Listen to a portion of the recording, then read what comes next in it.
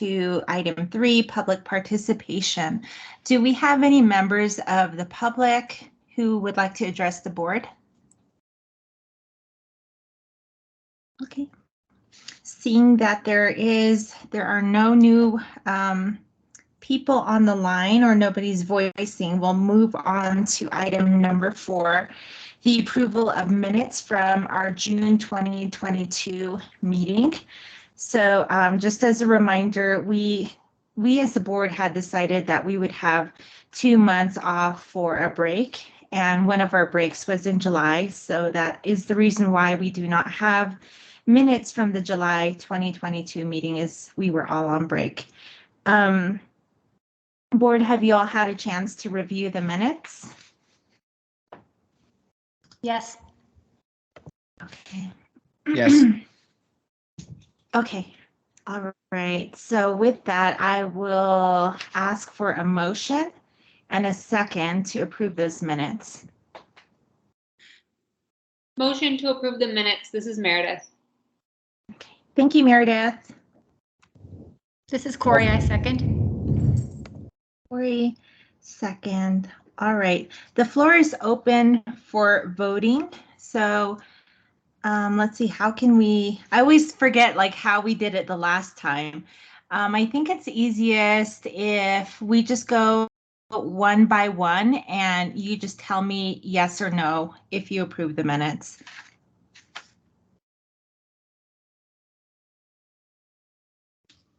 Yes, this is Catherine.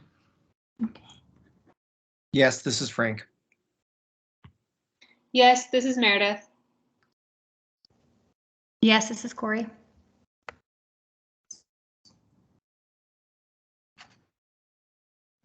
Yes, this is Judy. Okay. Judy.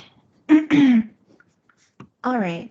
Thank you, board. So we do approve the minutes from June 2022 with 5 in favor, 0 opposed, and 1 abstention. The chair is not voting. Thank you very much. We will go on to item 5, which is our reports and our discussion items. So we have 2 on our agenda. One will be the director's report from Mr. Tutwiler, and then we also have a presentation regarding the Tuba City Community Library.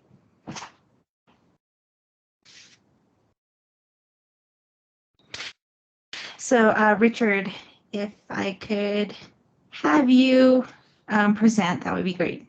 Absolutely. Thank you, Carmelita. And thank you, board. Before I go ahead and get on into my director's report, obviously there's something a little different. I'm not Jared. I'm Richard Tutwiler. I'm usually the Deputy Director of Public Services here for the City of Flagstaff and our 2 library locations in the City of Flagstaff. But while we are looking to replace the director position, I am taking on that role of interim, and just wanted to say thank you all for having me, and I appreciate everything you continue to do for us in the library. So with that all said, let me go ahead and share my screen.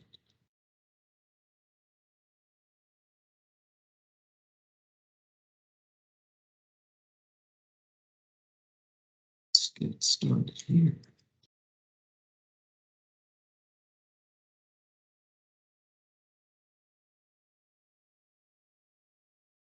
All right, can everybody see this all right? Yes. Yes. Yep. Great, thank you. So this is our director's report for August 11th, 2022. And we're going to go ahead and start off with, of course, our library director recruitment and an update on that. So Jared Tolman, he went ahead and left us quite a few months ago, right before the break. Since that time, we have been very busy trying to do our best to fill this vacancy. We originally started with an internal recruitment. We always want to make sure we prioritize the ability to offer our internal candidates, an interview and, make sure that we get their insights on the process. However, after going through that, we decided that it would be best to go ahead and also hold an external interview. And of those 2 sets of interviews, we have decided on 3 applicants, and they will be moved forward in the process. So what does that process look like? So the next step for the 3 finalist candidates is a meet and greet. So that will be on September 15th from 4 p.m. to 6 p.m., so late on a Thursday. I will be giving each of the candidates a tour of the area earlier in the day. I'll be bringing them to the downtown library, the East Flagstaff library, kind of just showing them around Flagstaff because many of them are not from the area. We have 2 of the candidates who have already confirmed that they will be attending this in person, and we're still waiting for confirmation on the 3rd. If they are not in person, they will be attending virtually, and we'll also make that available to members of, the staff and also some of our community partners. Community partners, just like you guys. So the library board obviously is invited. We would very much love your feedback and ability to meet some of our prospective director candidates. In terms of what we're kind of looking at, it's going to be, a question and answer session, a small discussion and mingling with them. And, again, just for a couple hours, but we think it's going to be very, very useful in determining who is the best fit for this position. As I'm sure you all know, they have a lot on their plate. Coconino County is a very challenging, service area, both geographically and just in terms of the services that we provide. So whoever comes in, will have a full plate.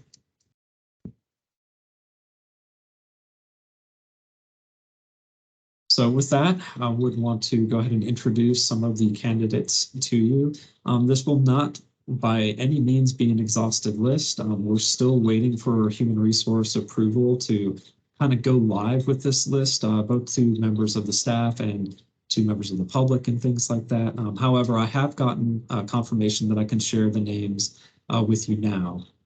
So first off, we have Jessica Cadiente, who is the current library director for the Santa Barbara Public Library. In addition to that, she actually used to work in the Flagstaff area about a decade ago. So she is from the area, knows it a little bit more. So that's great to see. Secondly, we have Christopher Matz, the Executive Director of Library Services for Angelo State University.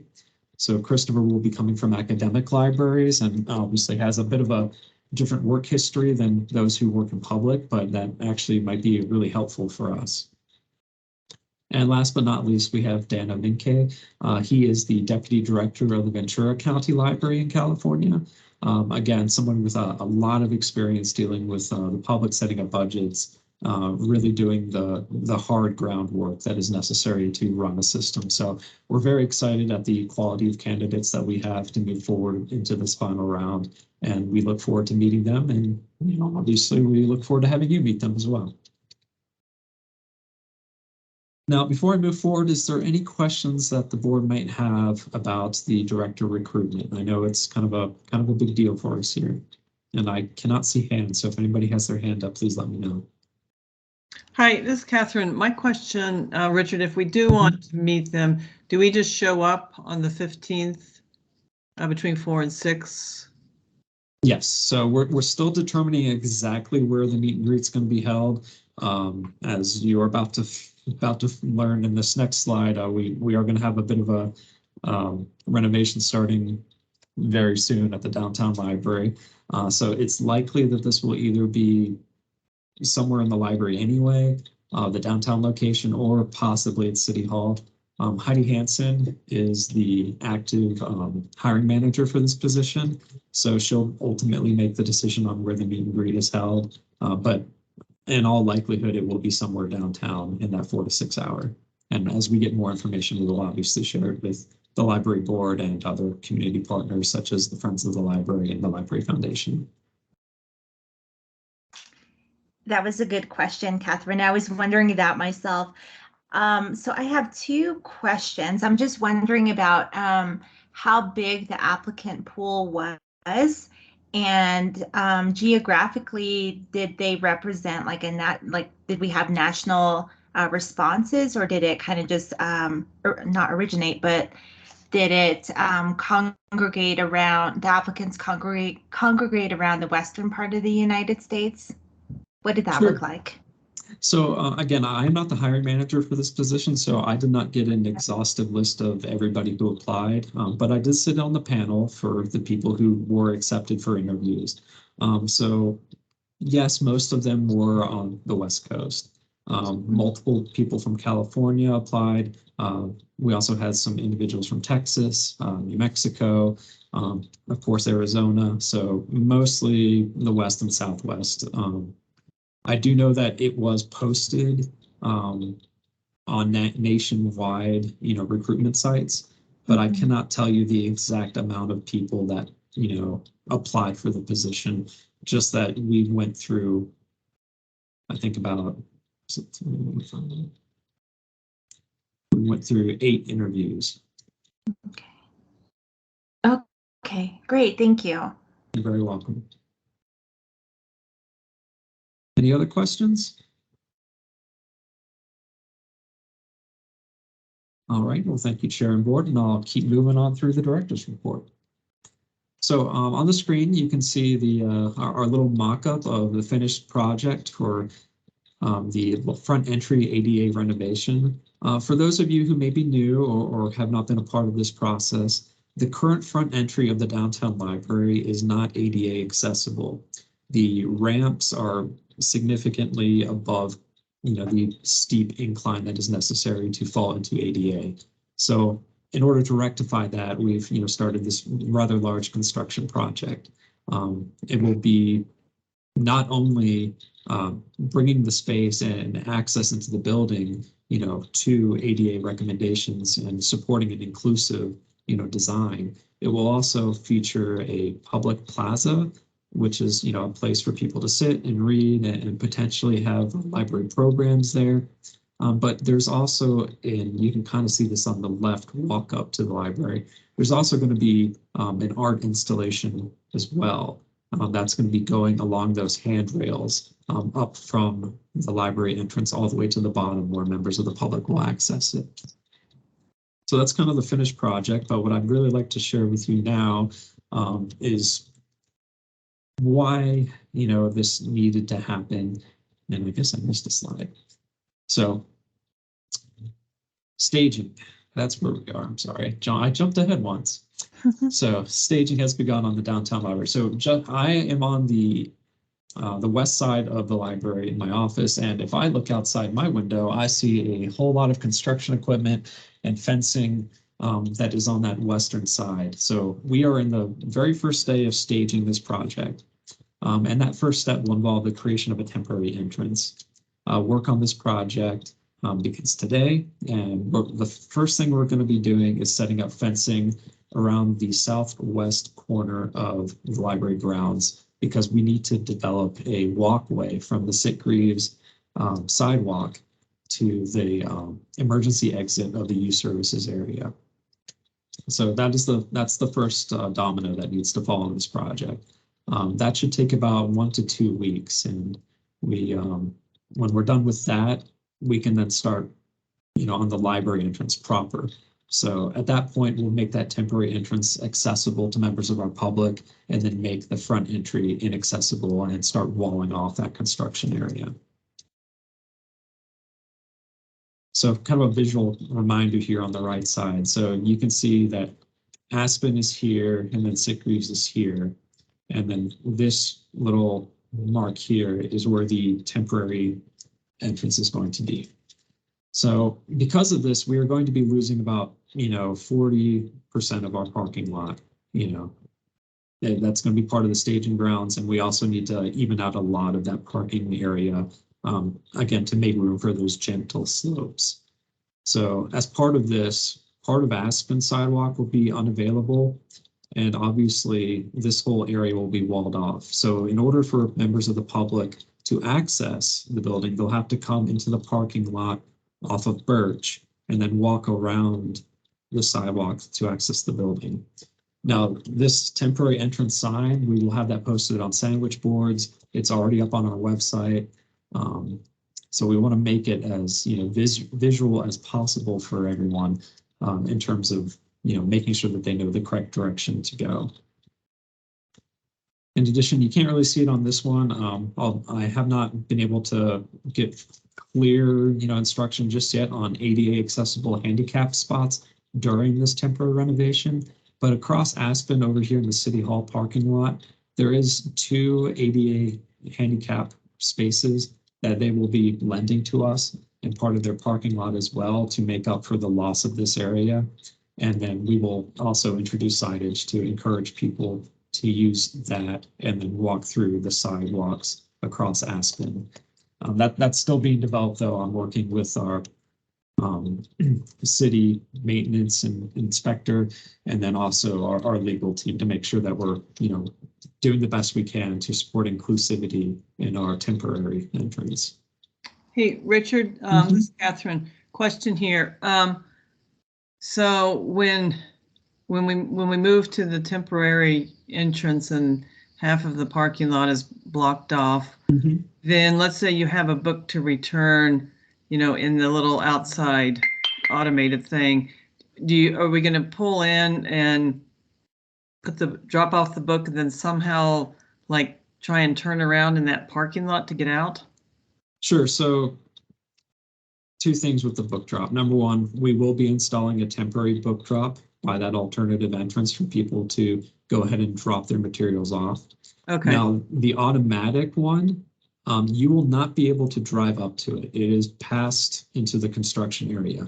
We will make that sidewalk, still accessible so people can park, walk up, and then drop their books through the automated materials handler and return that way.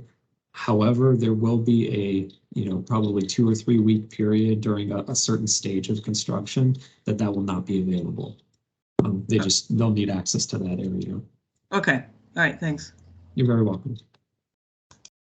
Any other questions?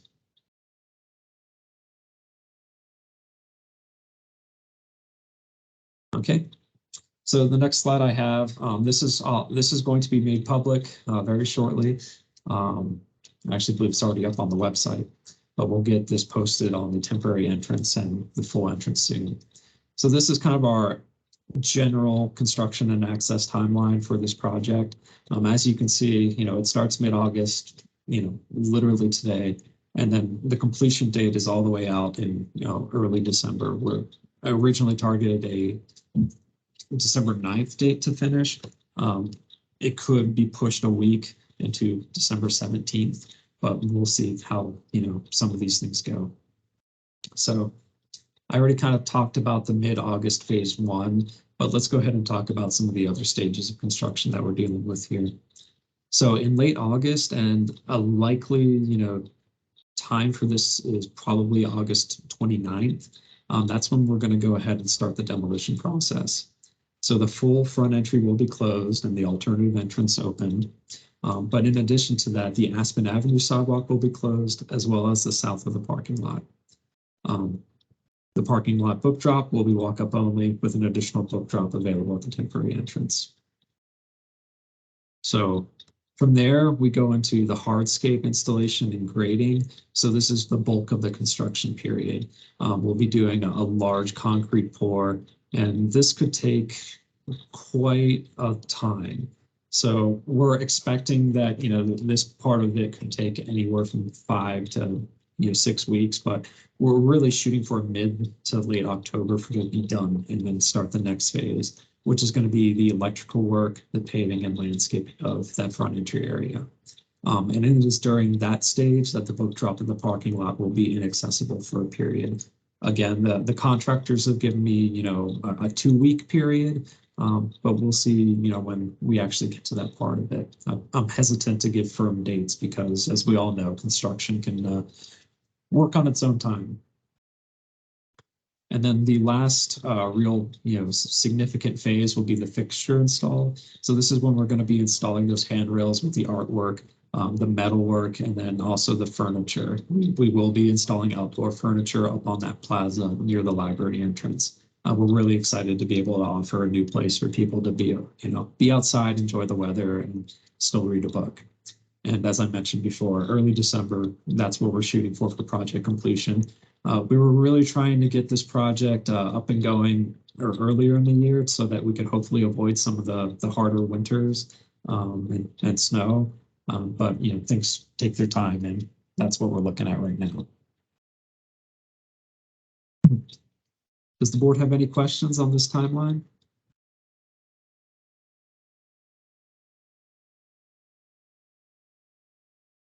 Okay, I'll keep on going here. So just a couple other updates here for you. As you all know, it is August, and I think just yesterday the schools are back in session, and that means that our summer reading challenge has finished. So we had 1,095 children participate in this year, with 567 completed. So just roughly more than 50% completion, which may not sound great, but that's actually incredibly high for Arizona. We were more than 20 percentage points higher than, say the Phoenix Public Library was in terms of the percentage of people attending the challenge and then actually completing it. So we were very happy to see those numbers. In addition, we have 506 adults participate with 137 completed. So these numbers are not quite what they were pre-COVID, but they're significantly better than what they were last year. So again, we're seeing, those people come back into the library and really, start engaging with our programs and services more and more as we kind of transition into a post-COVID environment.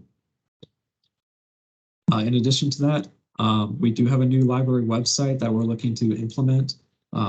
Obviously, our old one is a little bit long in the tooth, and we've been looking to replace it for quite some time. So that project is out to bid. That went up on Planet Bid in early August. So just about a couple days ago. That will be a 4-week requisition, and then we will meet as a team to kind of look at some of the proposals. This is our second requisition for this project. The first one, we did not get enough qualified bidders where we were really happy with the quality of work. So we went back out to bid with a slightly adjusted plan. We know that this is something that the community has really been asking for quite some time, and we're making it a priority to ensure that we have something that will really stand the test of time and really be a boon to access for people in the Coconino County area. And the last little minor update there, the Grand Canyon renovation that was completed in June. You can see some of the pictures that was shared by Willis Garza, our Deputy Director of County Services. So they have a brand new book drop there, and they also installed a new desk. Now, the Grand Canyon is still having some foundation issues that we're working with the National Park Service to, rectify and figure out. So they're still not fully open, but we are transitioning some services to members of that community to ensure that we're still being, good stewards of our community and the tax dollars that they're paying. To the left of the screen, you can see our statistic updates from July 22 versus July 21 and the difference percentage on the right. So pretty much unanimously across the board, we're really seeing a significant increase in the amount of materials, in-house use. People coming into the building has increased dramatically. It looks like just at the downtown location itself, we went from just under 7,000 to 28,000 people, a 310% increase in our foot traffic. So again, we're really seeing that, post-COVID rise as people, become more comfortable, more confident in their own ability to manage the pandemic, and coming back into the library, which is great to see. The East Flagstaff location in particular is really seeing a lot of program growth and access growth. So we're very happy to see that. And it just goes to show how much that east side of Flagstaff is growing in terms of people finding housing and communities, coming up for people to live. So it's just great to see. Yeah, I just wanted to offer kudos for those numbers. That's what I noticed about the East Flagstaff location. And also just huge congratulations to the entire team that was a part of orchestrating the summer reading challenge. It's good to know that we have the numbers in comparison to the rest of the state. Like you said, we shined, and I just wanted to congratulate you. Well, I love to take the credit, but it's really the team here. The team is just so passionate and creative and, willing to try new things and see what the public wants and, what the public needs and then finding ways to get it to them. So I will accept your praise, but I will further kick it down to really it's the staff who are the real champions here. I'm going to go ahead and stop sharing my screen, and that is the end of my director's report. Well, thank you very much for your reports. I will kind of pause here and see if there's any additional questions or any afterthoughts after the conclusion of that report. Board, if you have a question, comment, just unmute and go ahead and ask or talk.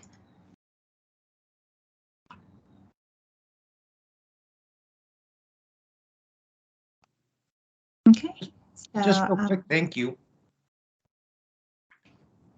All right, well, I guess at this point, I'm ready to hand it over to Trish for the Tuba City Community Library presentation. But again, let me take the opportunity to just say thank you so much, Chair and Board, for all that you do in supporting us and giving us guidance in how we serve our public. Thank you. Thank you. Okay, so we will move on to the Tuba City Community Library presentation, item 5.2. Hello. Hi. Can you hear me? Hi. Yes. Oh, Hi. okay, good. Hi. My name is Trish Pulaka. I work here at Tuba City Public Library with Pearl. Pearl is unable to be here today, so this is all new to me. And if you would bear with me, I'm giving a report on the library, right? The programs and all. Yeah, just an overview of the programming and maybe like what's currently going on and then maybe anything that is upcoming in the future. Okay, great. Okay, we've been closed for like 2 years during the pandemic. It was a really difficult time here for us in Tuba City. And during that time, a lot of the things we did was working from home and then coming into the building. We worked a lot on our collection. We did a lot of weeding and we did a lot of cleaning actually. You know, we cleaned up a lot of stuff that we had stored and even our files. And we were always busy. There was always something to do. But it seemed like it was a long time before we opened again in April. We were pretty excited to open. We didn't want to announce to the public that we were open because we didn't want people running over here all at once. But gradually, since we've opened up until now, it has gotten pretty busy. We're getting quite a bit of people, but we're not doing any programs. We're still not. Our Navajo president here is, mask is still mandated. So they're still distancing from other people, and the CDC, the guidelines is still in place. So anyways, we weren't able to, because of that, we weren't able to do any programs, but we did give out a lot of books during the summer for the children. We would just put a cart outside and they would pick and take. The majority of those books were people that, people have donated. And we've got quite a bit of books from the schools too that they have discarded. And another new thing we have this summer is the seeds, the seed checkout, the seed library program. That worked out real well. Quite a bit of people got seeds. We never really got anything back yet. It's not over yet, but we gave out quite a bit of seeds, mainly like corn, watermelon, squash. It's, things that people plant around here. And we did some, we planted some little seeds in the little cups and transferred them outside in the ground. We have a corn outside and we have some flowers and we have some squash and some pumpkins we planted outside in front of our library. We take care of it. It's doing wonderful. we're looking forward to the outcome of that. But so far it's been good. Does anyone have any questions so far? Board, are there any questions for Ms. Palaka at this time? Okay, another thing that is new in our library is Will, our supervisor, helped us order some camping supplies that our patrons can check out. We got quite a bit. That was exciting, and those are available now for people to check out. We've just organized those downstairs. We haven't actually checked them out yet, but that's something we're going to be doing too. It's an exciting project. It's an exciting thing for our community. Other than that, we've had projects throughout the summer. We were working on our DVD collection. We've gotten rid of so many old ones and putting in a lot of brand new ones. I know our patrons are very excited about that. They still have DVDs players at home and they come and check out. There's been an increase, like I said. A lot of people come from Kayenta, which is like 2 hours away, from Page, from Cameron, and throughout the Hopi Reservation to come to access our library. Mainly it's the computers. People don't have access to computers throughout the reservation, and this is like the only place to come to a lot of times, especially if you need to print. And then we have the Wi-Fi available. Not very many people have access to Wi-Fi, and it's available 24 hours. We've been busy throughout the pandemic too. When they closed the school down, we've had people parked outside, and we were able to provide them services with Wi-Fi. And we're happy to do that. Let's see, the election. We have the county election office downstairs. They had election just last week, and we kind of had an increase of flow of patrons through here, and which is good. But it's good. We're hanging in there. We're Pearl, myself, and Sina and Dalmar. There's just 4 of us working, and I think we're doing good. I have to say, we've had a lot of rain. We had some rain that came in, seeping in downstairs. We have a basement, but the county people came and I believe they fixed it. They cleaned up. It would be nice if we could have a nice parking lot too, like the main library. That's something hopefully in the future that will happen. But our library is a popular place, and our schools have started last week. So the kids are beginning to come in after school. We have a school right across from our building, and it's a popular place. Any questions? This is Corey. That sounds like you are doing great. And I'm curious, what kind of equipment do you have to check out for camping? For camping, we have sleeping bag, we have flashlights. What else do we have, Nina? We have first aid kits. We have some ponchos, solars. Yeah, we have quite a bit of goodies. I'm excited. Yeah, that's really great. Mm-hmm.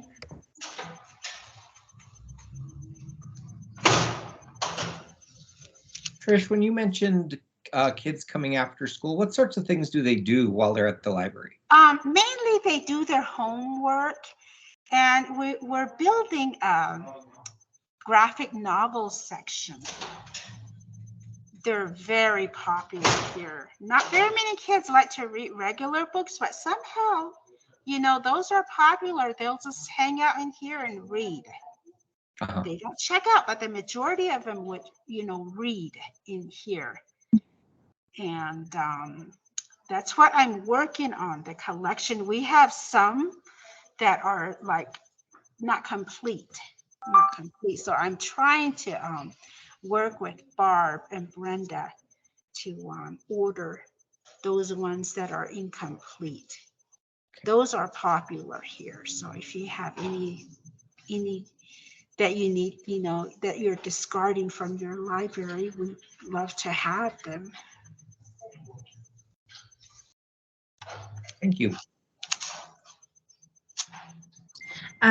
Trish, this is Carmen Lita. So I know that you mentioned that you guys are not doing any kind of programming at the moment, but when you are, what types of programs do you offer? Well, we always look forward to having summer reading program. And we did story time, and we did crafting and movie night. We provided those programs throughout the week. That's something we haven't done in a couple of years. Yeah, hopefully we'll be able to do it again next summer. That's awesome. So, I'm actually I'm a Diné citizen. I'm from Kayenta, but I was recently there in Tuba City not too long ago because my job, we were doing some community research, data collection. So I just mentioned all of that so that you have some context as to like my question and my comment that I wanted to provide to you on this. So regarding programming, I think there's real potential for maybe offering, I guess, bridging the younger generation to connect with the older generation. And I could see if you guys have not already done this before, but just reaching out to the, what do you call it? The elder services. What's that program called where they serve elders? The senior Seniors citizen program. center. Yeah, You know, do you there guys was have a that? time we tried, but it didn't go. We tried having craft night for seniors. Pearl, our supervisor here, she enjoys crocheting, and she tried that. And there were only 2 people that participated, I remember. But then these grandmas who came had grandchildren they were raising, they were small. So they would come with them, and then I would do something with them, you know, on the side while the grandmothers did their thing with Pearl. Yeah, we tried that at one time. We just haven't done it again. It would be nice. We would try it again. Yeah, that would be great because I know that there's a lot of emphasis on trying to bridge that, bridge the generations, and also to make sure that we are being inclusive of the elders and the knowledge that they have to share. So I would really encourage you guys to just kind of think about maybe revisit some of those ideas. There could be like nights where you invite elders from the community if they wanted to read a book, or maybe even just talk about, share stories that they had heard when they were younger. I know that certain stories can't be shared outside of winter. Yeah. So just kind of like things like that, I think. Yeah, those are the things I thought about, having an elderly come in and tell, their stories, their history. I'm for that.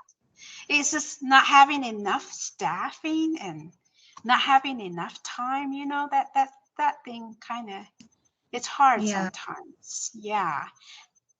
That would be something good to do in the future. Yeah, that would be fun. What are your hours of operation typically? Is it We 8 to 5? open Monday through Thursday from 9 to 6. And on Sundays, we're open from 1 to 5. We're closed Fridays and Saturdays. Okay, good to know. I have one other question, but I want to make sure that I give opportunity to others to voice their questions or maybe provide any comments, feedback before I ask my question.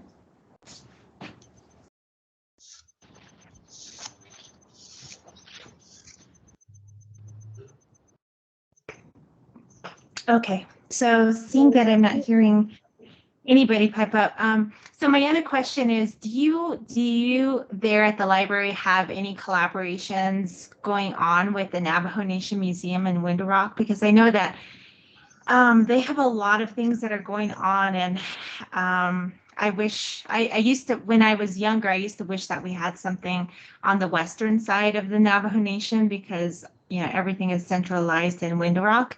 But do you guys have any kind of ongoing collaborations or maybe discussions that you have about just working together, brainstorming ideas, things of that nature? We never partnered up with them, or we never really communicated or offered services. Or, well, I have to say there's a couple of employees who have reached out to us. They visited our facility a few times, and they were very impressed with what we have, and they tell us it's nothing like what they have over there. And we get people from out that way too, and they it makes us feel good. They tell us our library is so much better than theirs. It's more attractive, and we offer more services. We have more updated equipments, and those are the things that we hear from people coming from there. Mhm. And there was a director there, Mr. Irving. I hear he's no longer there. We tried reaching out to him once or twice through the years. Pearl and I have been here for 30 years, about 30 years. And we've tried a couple of times reaching out to Mr. Irving, but he never really responded to us. He acknowledged the things that, we've offered or we've asked him. Mhm. I don't know why, but I don't know how it is now, if they have a new director or, what kind of computers they have. I know there's a couple of employees from there that have asked us the kind of what system we use for our library, because theirs was outdated and they needed to they just, I guess, need ideas of what we have so they can report to their superiors or whoever overlooks their library.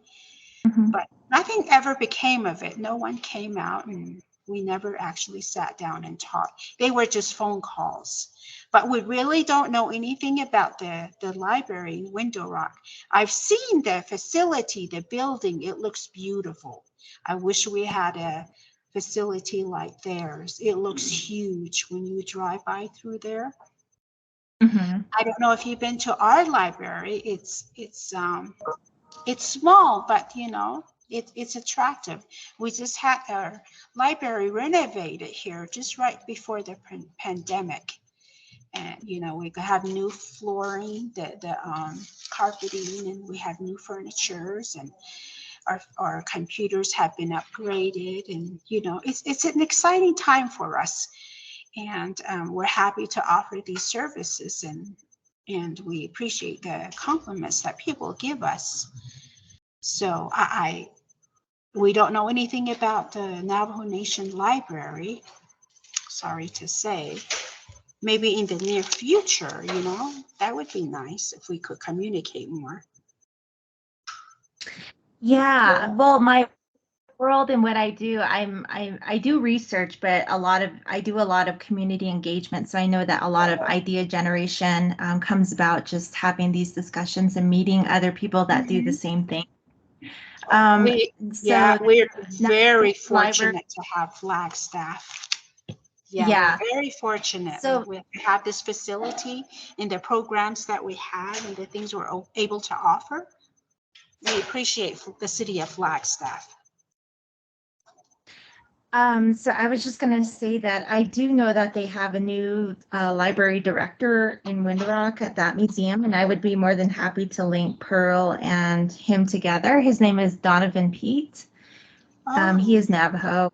So yeah, I mean, I could do that, but Yeah, that would be nice.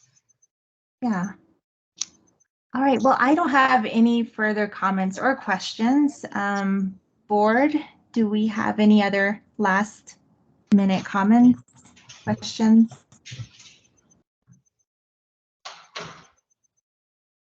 All right.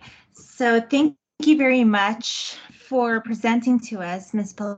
Palaka. We really enjoyed learning more about what is going on at Tuba City and what you have upcoming, and it's really heartwarming to hear how much the community does enjoy and love the library. It's evident with the amount of comments that you get back from them. So thank you much. Thank you very much for all. Thank you.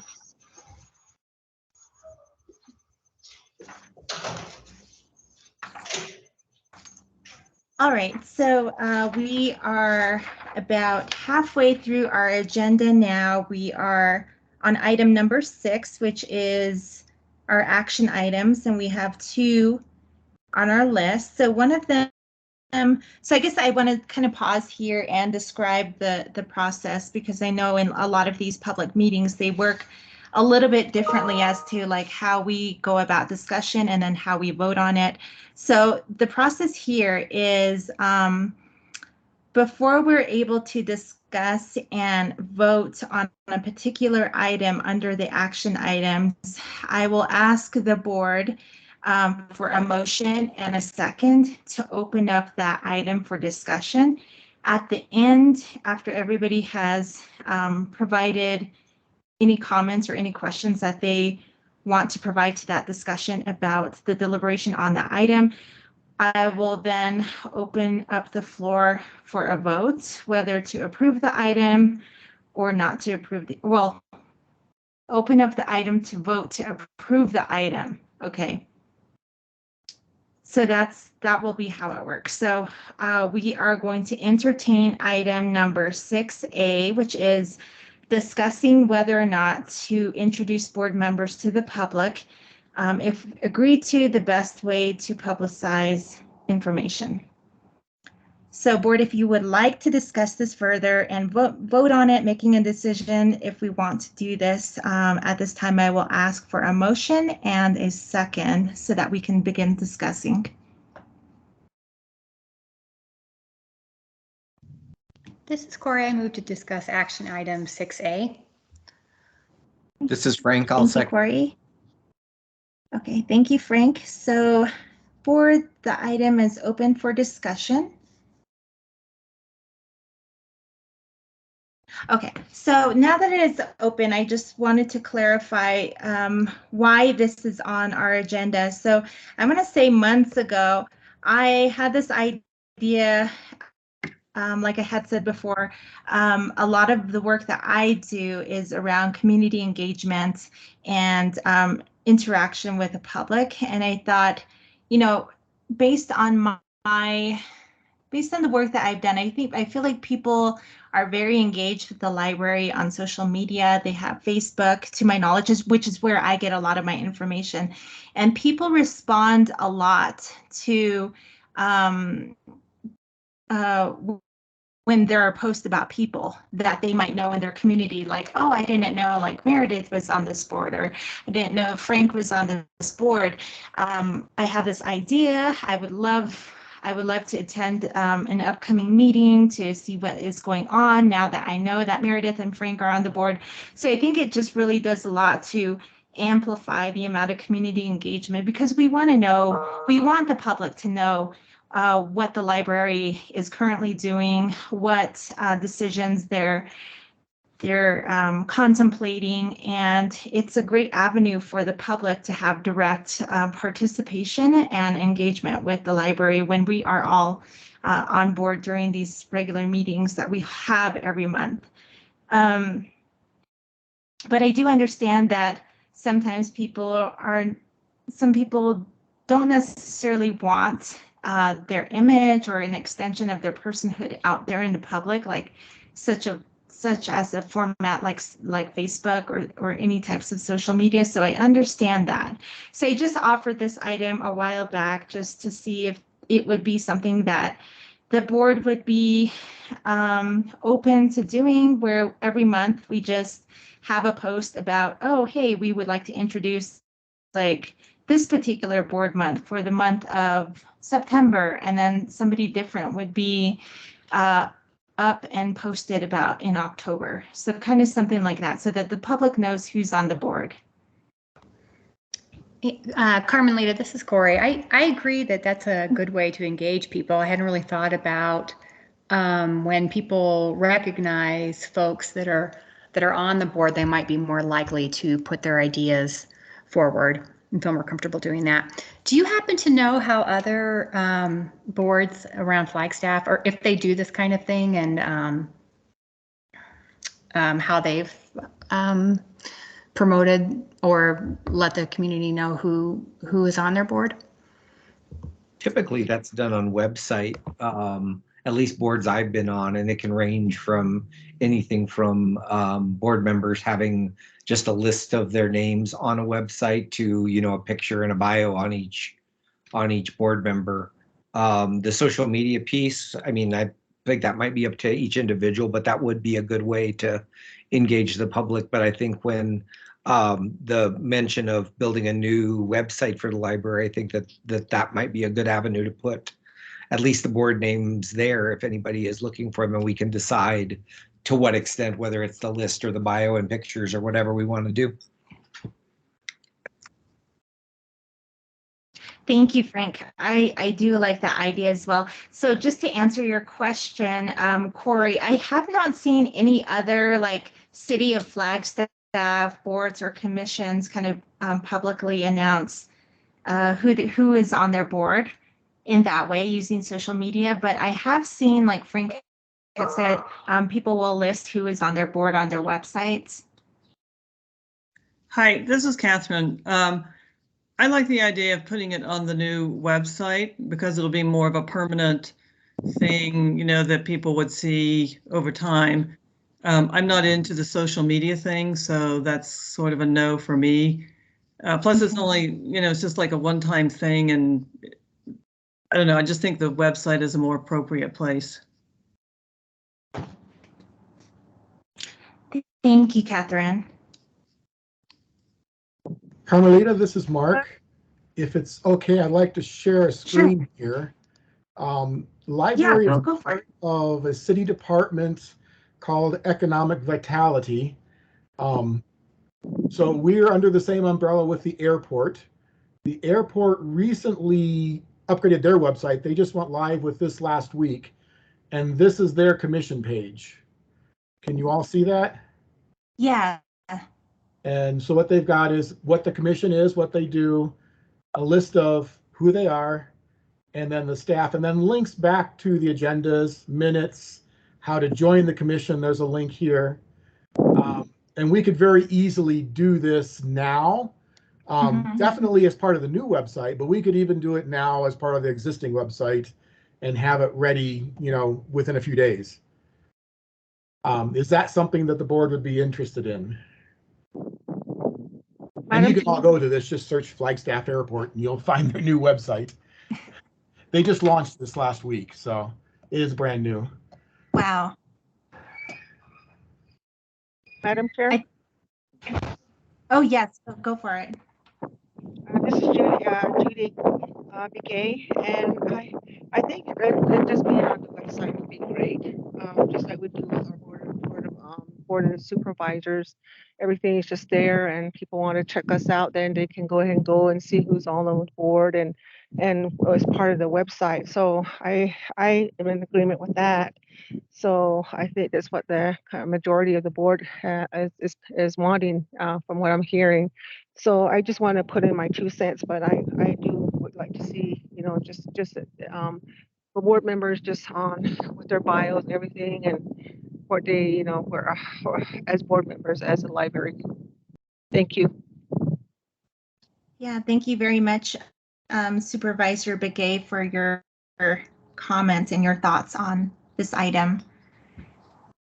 I think most everybody has chimed in, right? Let's see here. Corey, aside from your question, was there any other any other thoughts you wanted to share on the item? Not really. I support putting the members on the website. Okay. All right. So so with that, I think what let me see here. So Richard and library staff, Mark, I think that of the board is we are all in agreement to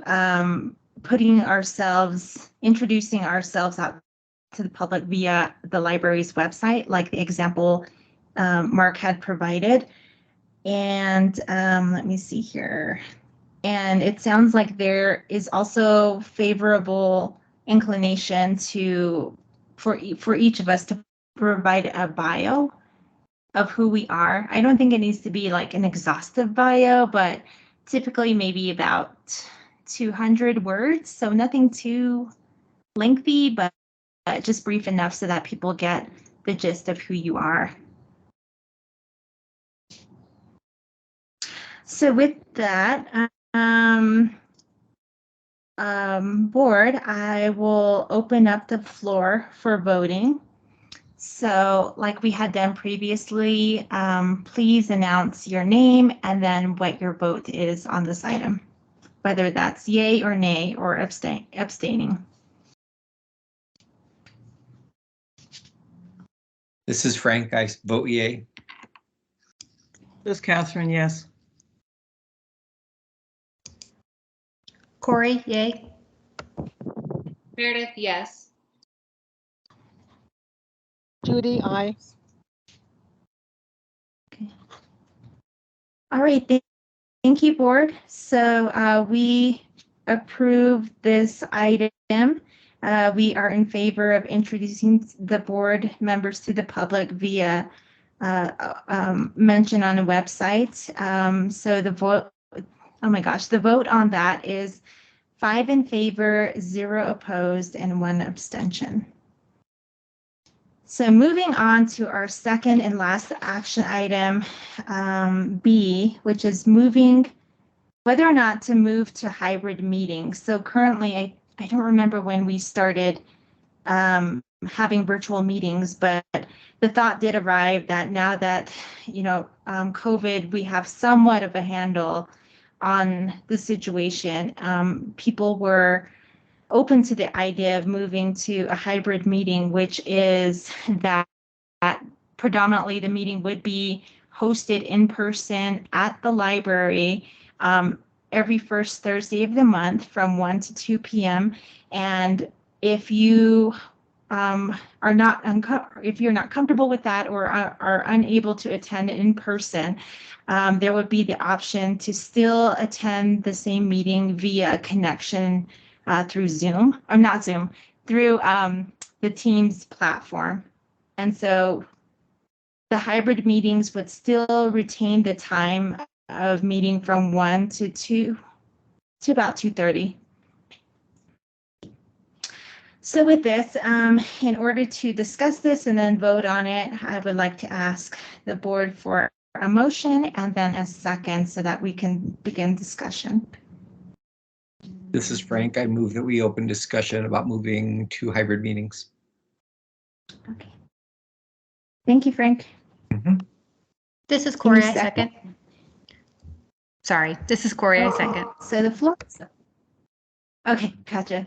All right, so we have a motion and a second. So board floor is open for discussion on this item. What are you thinking in regards to hybrid meetings?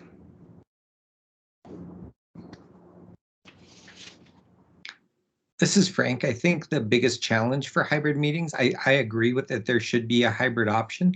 I think the biggest challenge is maintaining consistency between the in-person meeting and the hybrid meeting, making sure that all handouts are available at both meetings, that both meetings are able to see the same things presentation-wise, that there's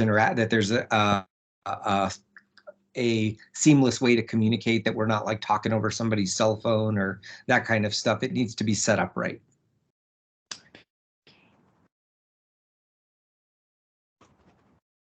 Great points, Frank. So very true. Others? Yeah, I think this is Corey. That this may have come up in another meeting, but that there was equipment already available to facilitate a good hybrid type of meeting at the library. Did I remember that correctly? Yeah, Chime in.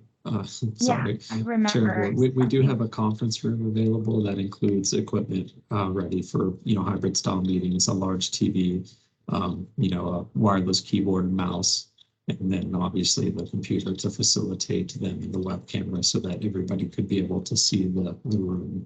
And we're working on getting that type of equipment set up in our community room as well.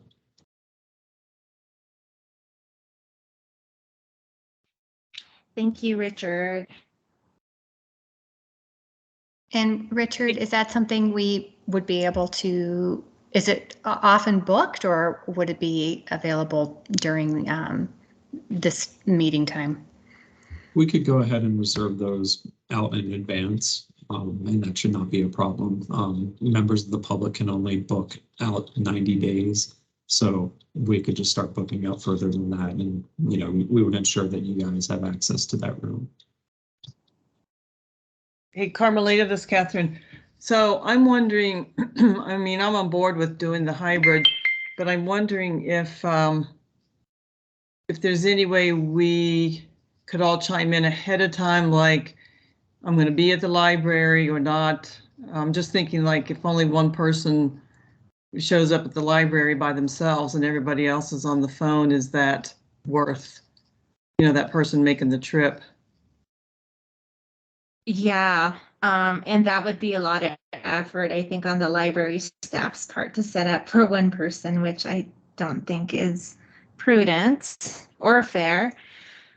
So I'm gonna lean on, okay, I see Kirsten's hand up. I was gonna lean on the staff to chime in at this time. If you have any preferences or maybe recommendations for how far out you want the library board to respond, whether or not they're gonna attend in person or not. So Starla, so let me go with Kirsten and then Starla.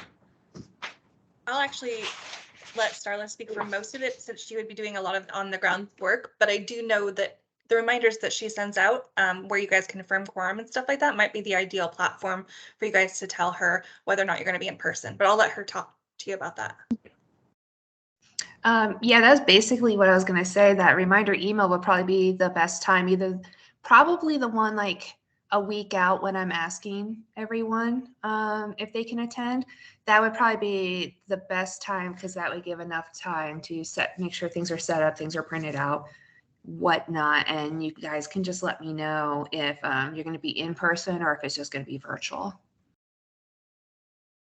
Okay, that sounds good. So I guess my question to the board is we need to decide the number of people that would qualify to have a hybrid meeting. So I'm kind of thinking if we have at least 3 people who say, I do want to attend in person, I think that would be enough to have a hybrid meeting. But if we don't reach 3 and we only have 1 or 2, then we can safely just assume that, okay, or decide this is going to be virtual.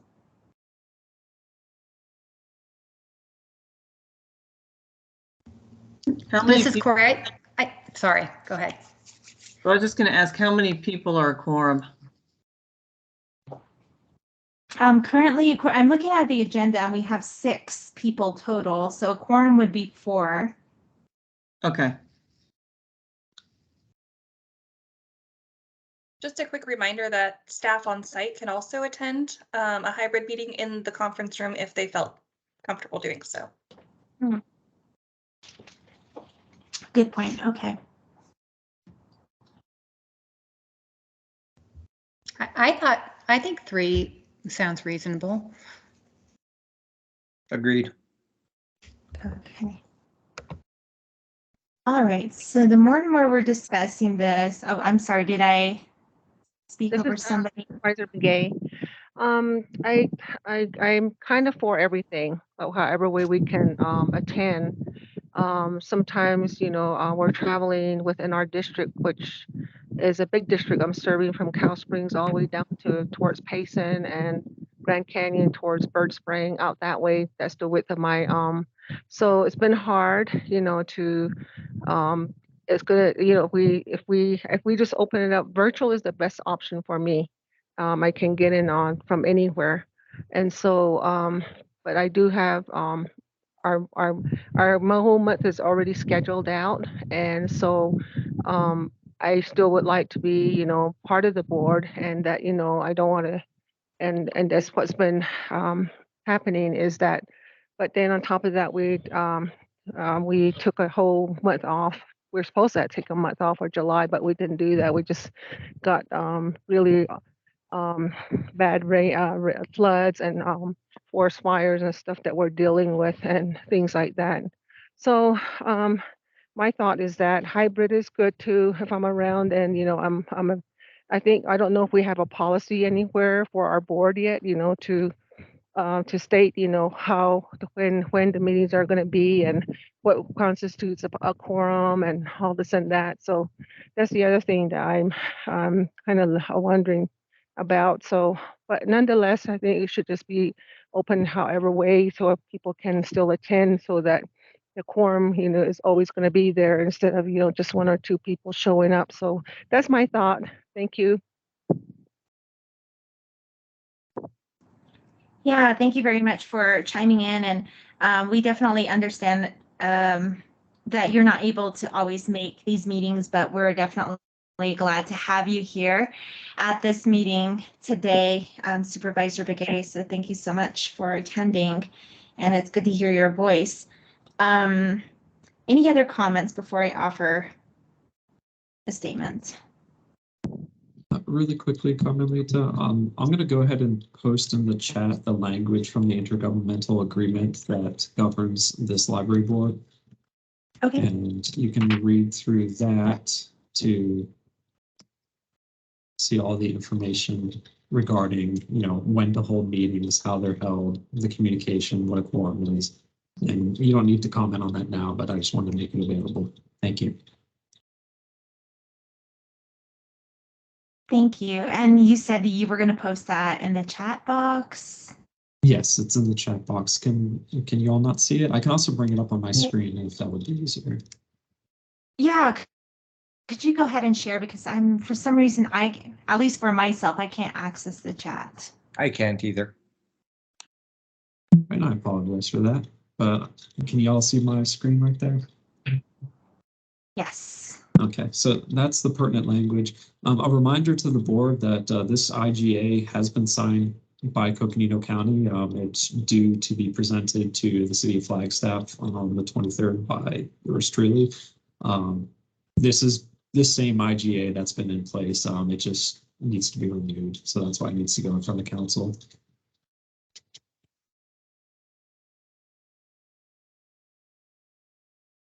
Okay, this is good information. Thank you for sharing it with us. Absolutely. Just let me know when you all are done and I'll go ahead and stop sharing my screen. Okay.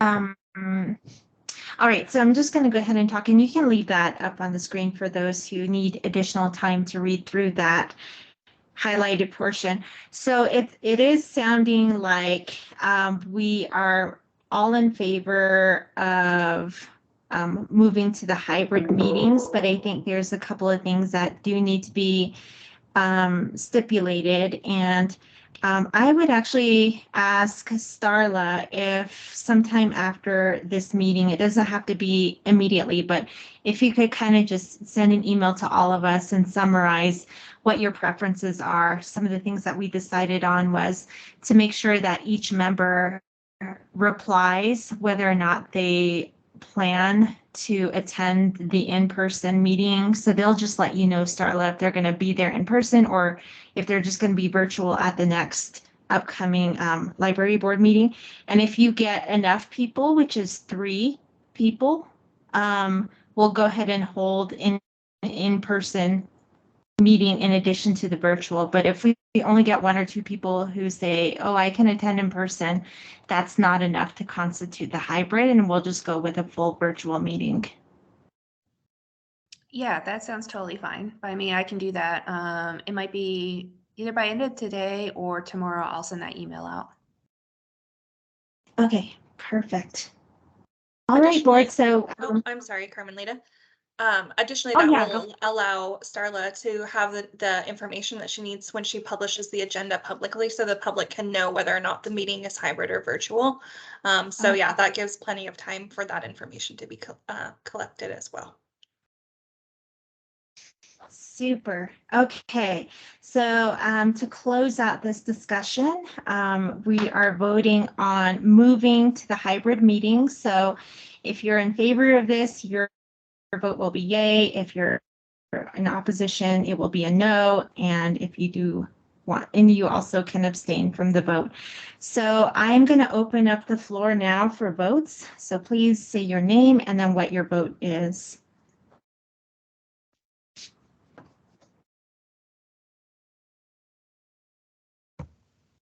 This is Corey. Yay. This is Catherine. Yay. This is Frank. Yay.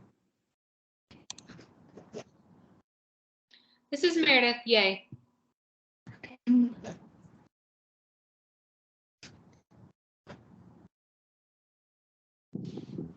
Yay. This is the supervisor, big yay. Okay.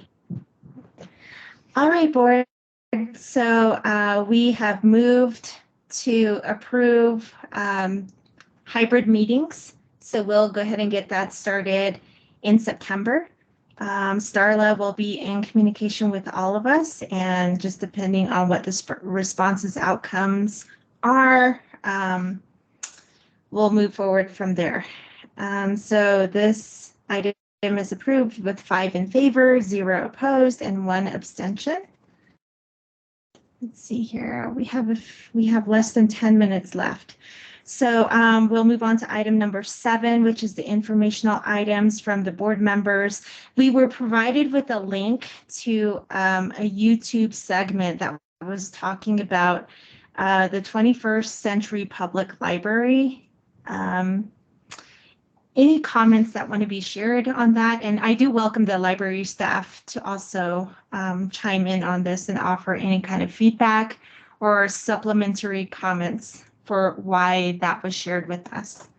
Definitely, I can do that.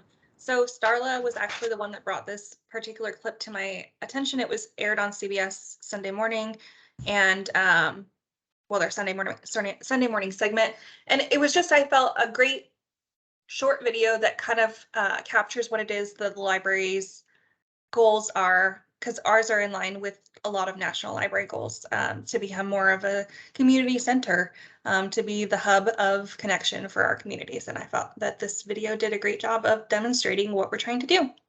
Thanks. Yeah, thank you for that. Board, any responses to that if you had a chance to watch it?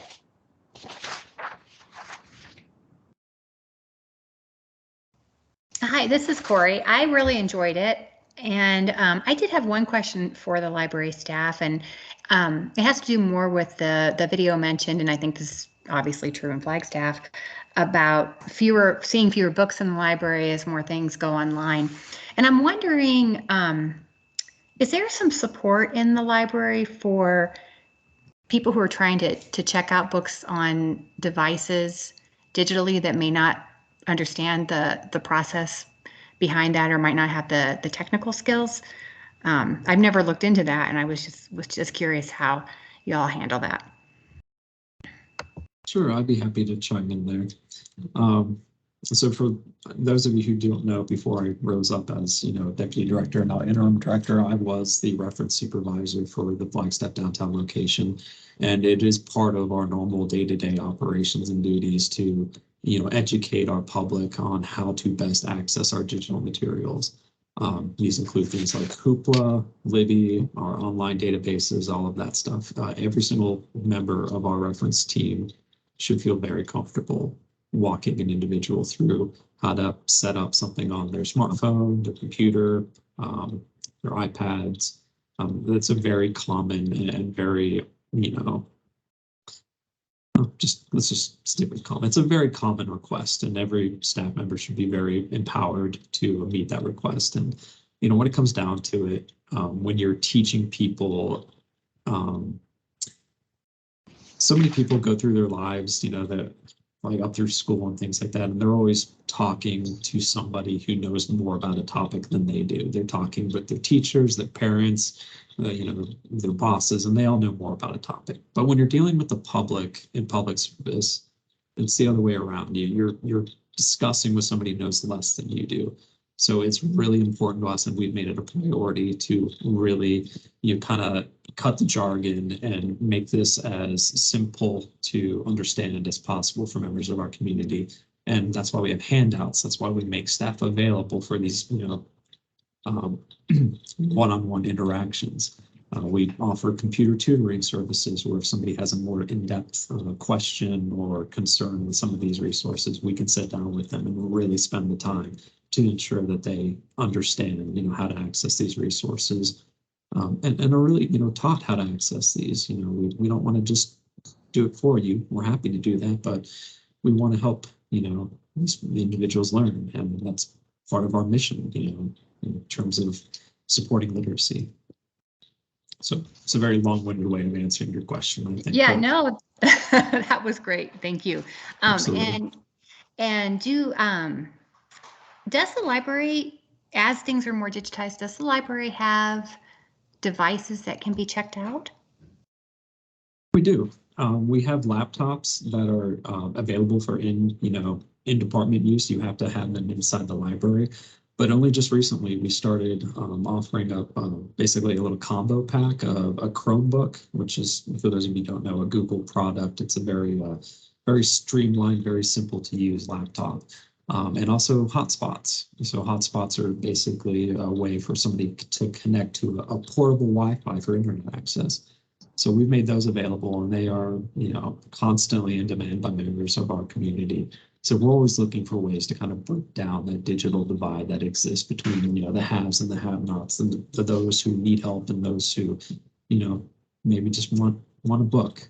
It is an important part of what we do. That's cool. I didn't know you could check out the Chromebooks now. I bet that is popular.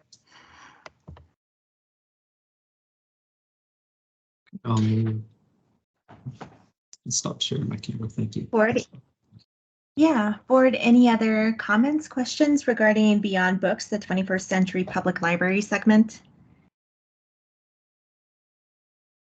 Okay, so Starlight, thank you so much for sharing that with us. I found it really fascinating, and I think just going back to the discussion we had earlier about the construction updates and what we have upcoming as far as the redesign of the front entrance.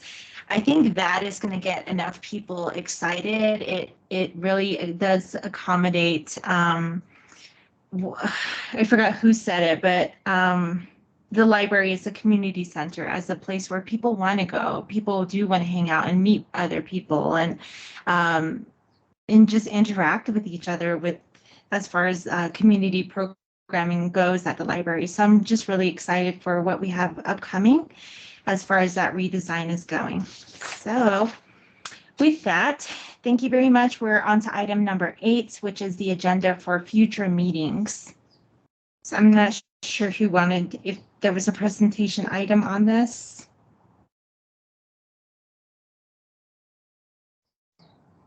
No, I just wanted to note, I had said that the next board meeting is on the 8th. It's actually the 1st of September. The first Thursday is the first day of the month. So that's, I didn't catch that when we sent out the agenda. And it looks like our schedule notes that the Library Foundation and Friends update will be presented at that meeting, in addition to the director's report.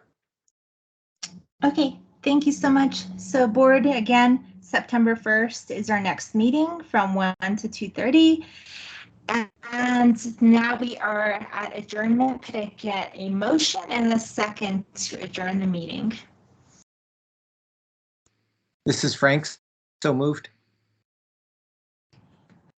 Second, Supervisor Begay. All right.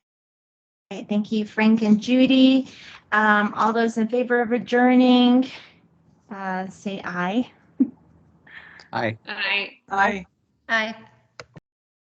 Okay, so everyone votes in favor. We have adjourned the meeting at 2:31 p.m.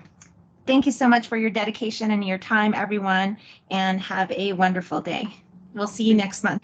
Thank Thanks, you. Carmelita. Meeting. Okay. Bye. Thank you. Bye. Thank you, Chair and Board. Have a lovely day.